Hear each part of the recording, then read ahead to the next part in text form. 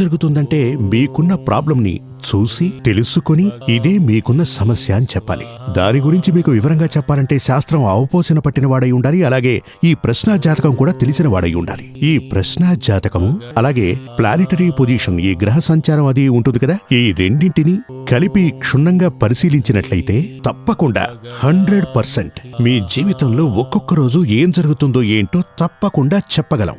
లేదంటే అది తప్పుడు జాతకం అవుతుంది. కాకపోతే మీరు కాస్త సహనం వహించాలి. పైగా మీకు చాలా నమ్మకం ఉండాలి. కొంతమంది ఎలాగంటే ఇతను ఏం చెప్తాడేంటో చూద్దాం, అలాంటి అపనమ్మకాలు పెట్టుకుని వెళ్ళకూడదు. అహం పనికిరాదు.